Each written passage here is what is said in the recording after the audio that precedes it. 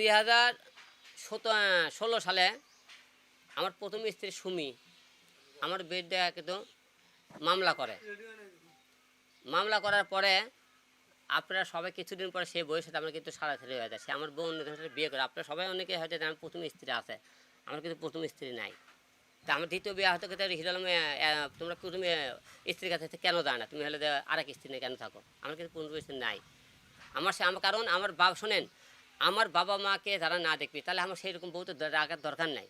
কারণ সে বাবা মা প্রথম স্ত্রী দেওয়ার পরে আমার ছেলে বাবা মা অনেকেই যোগাযোগ করার আনার চেষ্টা করতে, সে আসেনি, আরেকজনের বিয়ে করছে। বিশেষ না হলে আমার বইয়ের বিষয়ে আপনি ভোটাল এলাকার বিভিন্ন জায়গায় শুনে যাবেন হিরো আলমের কেন আসেনি, কেন তার বউ চলে গেছে, আপনি খবর নিয়ে দেন। আপনারা প্রতিটা মেয়ে বললাম না, ওই যে একটা কথা বলে তার চরিত্র খারাপ, চরিত্রটা তুলে ধরতে বলা লাগবে। তারপরে এই যে আমি তাদের এমনি ছাড়লাম আর বিয়ে করে করবেন হিরো আলমের চরিত্র খারাপ কেন ছাড়লাম বলেন তো? তার আমার পরিবারকে না দেখার এইরকম রিয়ামনি ছাড়লাম। আমার 100 রিয়ামনি এরকম আসবে, কিন্তু বাবা মা আসবি না। তো বিয়ে করা দিলে অপরাধ হয়ে যায়, মনে করেন অন্যায় করে। কারণ অপরাধ কোন যায় জানেন? বইয়ের কথা শুনলে আপনি অপরাধী হবেন না। আমি বইয়ের কথাটা শুনি না, তাহলে আমি পুরো একটা বইলে তো সারা জীবন যন্ত্রণার মধ্যে থাকে, বাবা মাকে আমি হারিয়ে দেবো, বৃদ্ধাশ্রমে নিয়ে বইলে থাকে, তাহলে আমি ভালো হবো। আপনারা জানেন, আপনারা সবাই জানেন গতকাল আমার বাবা মারা যায়। মারা যাওয়ার পরে কালকে জানাজা সম্পন্ন হয়েছে। এই জানাজার সম্পূর্ণ হওয়ার মধ্যে কালকে সারাদিন আমি আমার বাবার মনে করেন জানাজা নিয়ে ব্যস্ত থাকার মধ্যে সারাদিন খালি নিউজ দেখতেছে হিরো আলম রিয়ামণিকে বয়কট এই বিষয়ে প্রচুর মনে করেন নিউজ দেখতেছে আমি। এবং তারই পরিপ্রেক্ষিতে রিয়ামণি রাত্রিবেলা সে লাইভ জাগো নিউজে একটা ইন্টারভিউ দিয়েছে এবং মনে করেন স্যার পেজে লাইভে আমার বিরুদ্ধে কিছু কথা তুলে ধরেছে। যেমন তিনি বলেছে যে হিরো আলমের বাবাকে আমি তার পাশে ছিলাম না, হিরো আলম মিথ্যে কথা বলেছে। সম্পূর্ণ এটা আমি নাকি মিথ্যে কথা, সে আমি না, রিয়ামণি মিথ্যে কথা বলেছে। কেমন করে মিথ্যে কথা বলেছে? যখন আমার বাবা রমজান মাসে সে এখানে ছিল, সরকারে যেদিন আমি ঢাকায় নিয়ে যাবো, আমি ঢাকা হসপিটালে নিয়ে যাবো, সেই দিনে ঢাকা বগুড়া জিয়া রহমান মেডিকেল কলেজে সেদিন সে হসপিটালে কিছু ছবি তুলে সেই দিন থেকে কিন্তু আমরা একদিন ঢাকায় নিয়ে যাই। নিয়ে পর ঢাকায় এখান থেকে ডাইরেক্ট আমরা হসপিটালে নিয়ে যাই। নিয়ে যাওয়ার পরে সেখানে হসপিটালে সেই দিন ভর্তি নেয় না, পরের দিনে ভর্তি নিয়েছে। প্রথম দিনে ভর্তি নেয়নি, তারপরে বাসায় নিয়ে যায়, পরের দিন আমরা ভর্তি করি। ভর্তি করার পরে রিয়ামণি 1 দিনে 2 দিন আসছিল, তারপরে আমি করে সে আসেনি। তো আসেনি দীর্ঘ 32 দিন আমি হসপিটালে। আমার বাবা আইসিতে ছিল যখন, সে তখন বলছে, সে আরেকটা কথা বলছে, আমি হিরো আলম যে মিউজিকে গানের ভিডিওর কথা বলতেছে, এই ভিডিওগুলো অনেক আগেকার। আপনারা 14, 15, 13, 10 এরকম তারিখগুলো ফলো করবেন তার পেজে, এবং মনে করেন হলে যে আরেকটা যে পেজে মনে করেন সে ভিডিওগুলো করেছে সেই পেজে আপনারা দেখবেন যে সে আমার বাবা যখন আইসিতে ছিল সেই টাইমে সে মিউজিক ভিডিওগুলো করছে।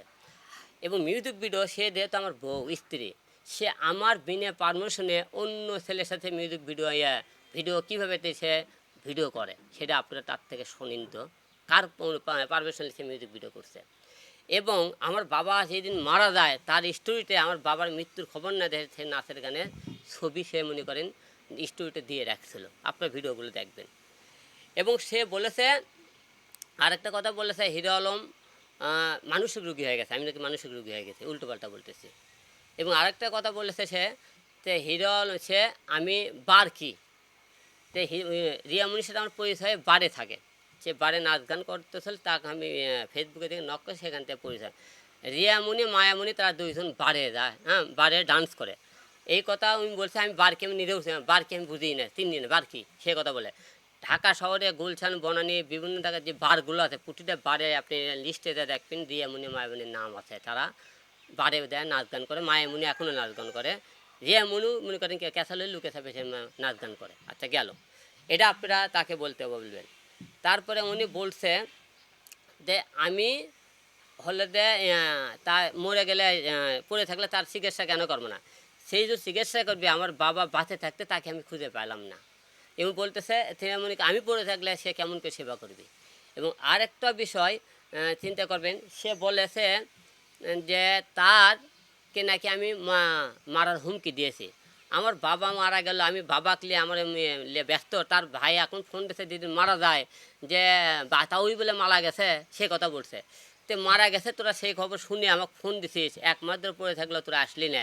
এবং আমি কোন পরিবারে বিয়ে করছি দেখেন, তার ভাই বোন বাবা সবাই মনে করেন সবাই বেঁচে থাকতেও তার মা, তার বাবা এবং তার বোন কেউ কোনোদিন আমার বাবাকে এক নজর দেখতে আসলো না। তাকে এতেই বোঝা যায় তার শুধু হিরো আলমক দরকার, তার ফ্যামিলি দরকার নাই। মেয়ে মানুষ খালি একটাই কথা বলতে পারে, সে বলে না হিরো আলম অনেক কিছু আপনার সামনে তুলে ধর্ম, তো তাদেরকে একটা কথা বলতে চাই যে তুলে ধরতে চাই কথাগুলো। এই যে আমি মরার পরে আমাকে কোরআন, এই কোরআনকে সাক্ষীলে কোরআন হাত দিয়ে ওকে বলবেন, কোরআন শরীফ হাত দিয়ে, তুমি যে বলেছিলা যে আমি বারে যাই না কোনো দিন, তুমি কোরআন শরীফে বলো তো। বা এবং তুমি যে বলছো যে ভিডিওগুলো আমার বাবা হসপিটাল থাকে যে ভিডিওগুলো করছিল আগের ভিডিও, তুমি কোরআন শরীফ হাত দিয়ে বলো তো।